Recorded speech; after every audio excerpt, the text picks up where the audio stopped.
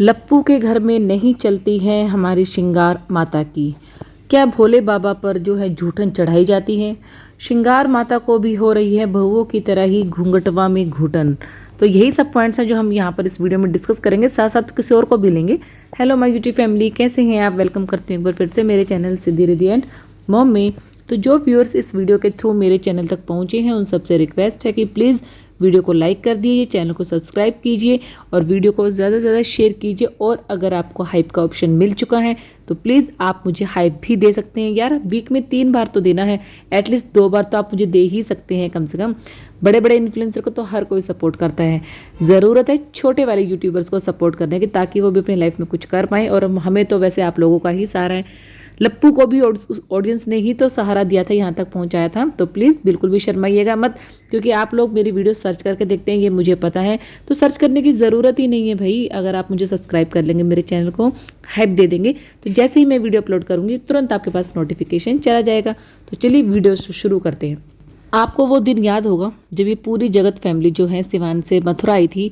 छोटे लप्पू का बहुत मन था मथुरा में घूमने का, 1-2 दिन वहाँ पर रुकने का, क्योंकि वैष्णो देवी इन्होंने जाना है। बट अभी वो डेट फिक्स नहीं थी या अभी इन दिनों में नहीं जाना था। तो उसका मन था कि 1-2 दिन वहाँ पर स्टे करेंगे, मथुरा वृंदावन जाएंगे। इसके लिए स्पेशली उसने लाइव भी की थी और बहुत ज़्यादा खुश था वो। लेकिन बड़े लप्पू ने उसकी सारी उम्मीदों पर पानी फेर दिया। जिस तरीके से उसकी बर्थडे पार्टी की जो कंटेंट था उसकी उम्मीदों पर पानी फेरा था। अनबॉक्सिंग का जो उसका वीडियो था उसकी जो कंटेंट था वो खा लिया था।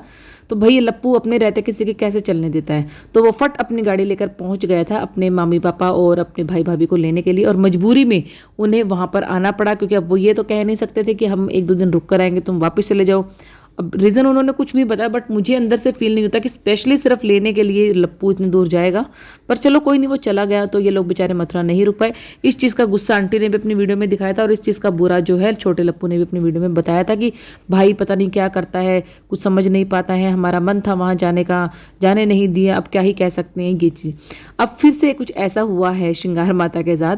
अपनी पिछली वीडियो में श्रृंगार माता बहुत ज़्यादा खुश थी कि हमें कल, उन्होंने क्लियरली बोला था कि हम 3-4 लोग होंगे, मैं जो है लप्पू के पापा जी और जो छोटा लप्पू, भंजना और शायद 1-2 कोई अगर चलना चाहेगा तो हम पास के ही किसी अच्छे बड़े मंदिर में जाएंगे, क्योंकि सावन का लास्ट सोमवार है तो पूजा करनी है, हम वहाँ जाएंगे। अब रातों रात क्या प्लानिंग चेंज हुई है वो नहीं पता, क्योंकि आज जो आंटी जी का व्लॉग स्टार्ट हुआ है, आंटी जी ने बोला है कि हम तो भाई इनके भरोसे बैठे हैं, यहाँ पर आकर हमारी नहीं चलती है बिल्कुल भी। रात को कुछ और प्रोग्राम बना था, अब सुबह होते होते कह रहे हैं नहीं जाना है। तो किसने कहा है ना जाने के लिए बोलने? ये छोटे लप्पू की तो हिम्मत है नहीं कि मैं नहीं जाऊंगा या मैं लेकर नहीं जाऊंगा। तो घर किसका है? लप्पू का। चलेगी किसकी? लप्पू की। गाड़ी किसकी? लप्पू की। तो ऑब्वियसली बात है कि लप्पू ने ही कुछ बोला होगा कि वहाँ नहीं जाना है। तो आंटी जी का मूड हो गया था बहुत ज़्यादा ख़राब। तो आंटी जी कह रही थी भाई अब इनके भरोसे आए हैं, गाड़ी इन लोगों ने चलानी है, तो अगर ये लेकर जाएंगे तो भी ठीक है, नहीं लेकर जाएंगे तो भी पास का ही मंदिर है, वहीं पर हम जाकर पूजा अर्चना कर लेंगे। तो कहीं ना कहीं लग रहा था आंटी के मुंह से भी, आंटी का तो मूड हो चुका है ख़राब। क्योंकि खाने के ऊपर भी आंटी ने बोला था, जब लाइव में किसी ने पूछा था कि आंटी आप क्या खाती हैं कि आपके चेहरे पे ग्लो है, तो आंटी का कहना था कि भाई हम तो वही खाते हैं जो हमारी बहुएं जो है हमें ला कर देती है, क्योंकि हम अपने से तो भैया कुछ नहीं खाते। आंटी अपने से सिर्फ वही खाती है, वो जो रेड कलर के बैग में चिप्स, नमकीन के, बिस्किट के जो पैकेट लेकर आई है, जो वो चाय के साथ खा रही थी स्नैक्स, मैंने आपको कल की वीडियो में बताया था। अच्छा एक बात है कि जब तक मैं ये वीडियो बना रही हूँ आप लोगों को मिलेगी, तब तक इनके घर पे जो इनकी बेटी जमाई है, जो घूमते घूमते घूमते घूमते अभी तक नहीं पहुँचे हैं।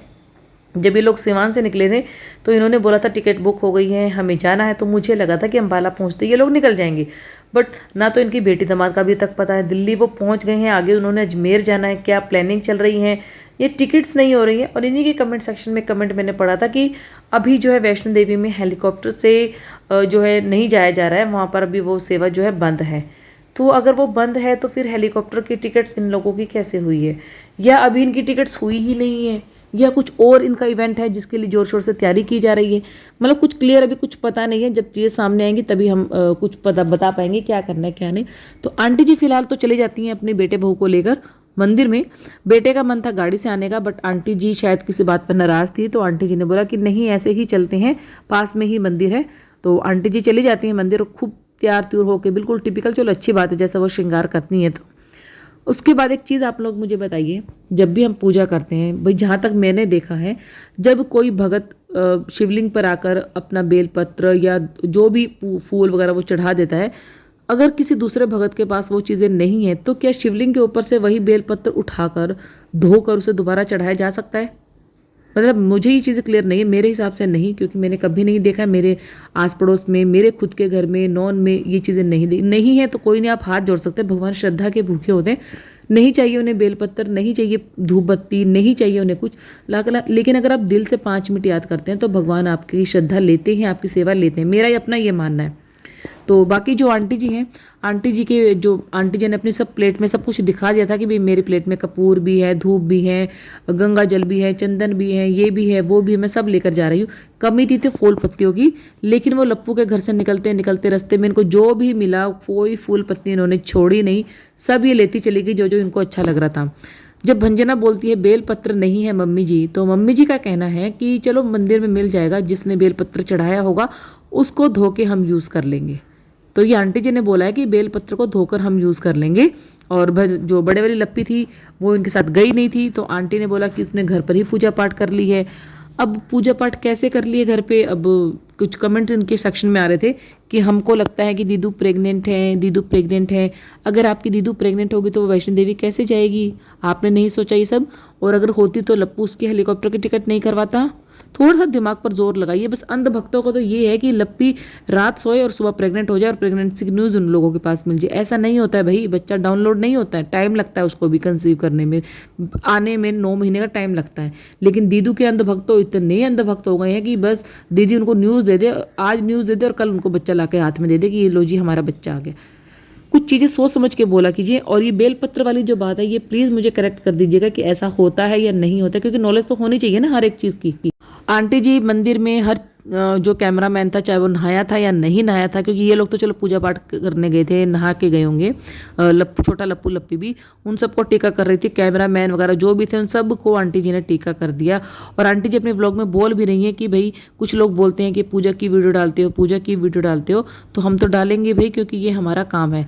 आंटी जी एक काम आपका सिवान में भी है कि आपका स्कूल चल रहा है, उसकी रिस्पॉन्सिबिलिटी भी आपकी है, तो उसके बारे में आपने अपनी वीडियो में कभी कोई डिस्कस नहीं किया कि उस स्कूल की रिस्पॉन्सिबिलिटी किसी को देकर आए हैं, कि स्कूल बंद कर दिया है, कि क्या हो क्या रहा है वहाँ पे, कुछ चल रहा है, कुछ भी नहीं बताया। क्योंकि मेन सोर्स ऑफ इनकम तो आपका स्कूल ही है।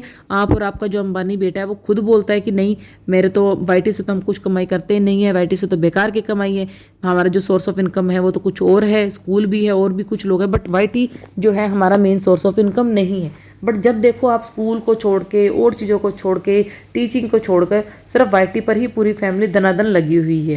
अभी तक आपने देखी थी बहुओं की घूंघटवा में घुटन, अब आपके सामने पेश है सासू माँ की यानी कि लिपस्टिक मोम की घूंघटवा में घुटन। बहुओं को देख देख कर आंटी को भी अपने घूंघटवा में घुटन होने लगी है। और इस रील पर जब उनका मन मचल तो बहुत रहा होगा डांस करने के लिए, बट उनको मौका नहीं मिल पा रहा था। मौका मिला है उन्हें यहाँ पर लप्पू के घर आकर, जब बहुत सारे कैमरामैन हैं वो फ्री हो गई हैं, कैमरा कौन पकड़ेगा कौन नहीं, क्योंकि अब बेटों के ऊपर बाउंडेशन नहीं कि बेटे पकड़ेंगे।